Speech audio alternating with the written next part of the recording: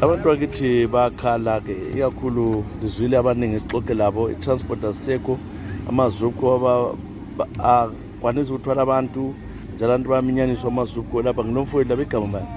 Igama McCloud mo wena wenzani lapho uyachovisa? Manje bathi lokho belivalela bavulile kodwa vele kunzima kodwa umele ube registered uchova lapha kulokhu umele ube registered kodwa kwamanje thina chova semakhaya emakhaya kodwa abalivaleli emakhaya basivalele.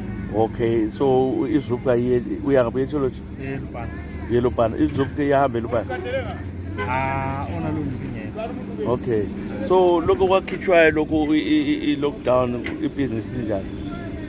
Bangisima kakhulu abantu abakho abantu abakho so ke lupana imalini? Lupana bekuyi $10 kwi-lockdown owathi $6. Lockdown lapha bahamba ukucatshacatsha amapholisa abakhala abantu ngamapholisa lapha balenzani emgqoqweni? Amapholisa wona so mina uhamba ubhadala manje nxa usiyafika khona iyabiza imali yakhona inela yini njengoba uhamba ubhadala ama-road block emaningi akho? Hayi bengasayenele sala vele ungela mali sala ungela mali. Ukuhamba kangaka elupana ngosuku? Ngihamba ka-1.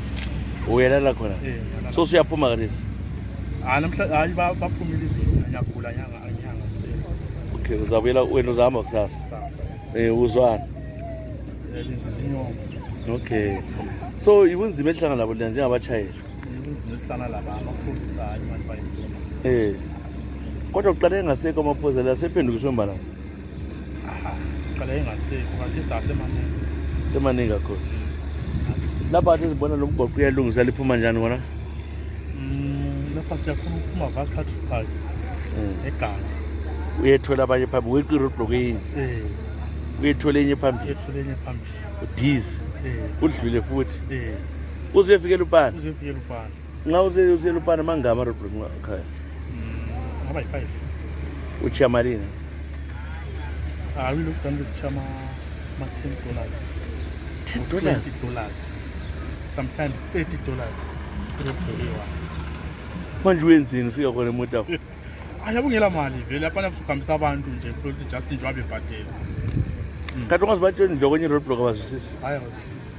Abalandaba lola lo road block. Vele abakukhangela. Kanti sokuvulekile so ukuchiyana? Ke sokuvulekile uyakuchiya lama $5. Eish. So lapho nje nxa usiya le $25 ilahlile. Ngama-customer amabili amathathu.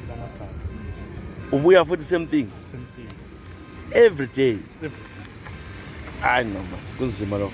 Noseba kakhulu mngane uphile kahle.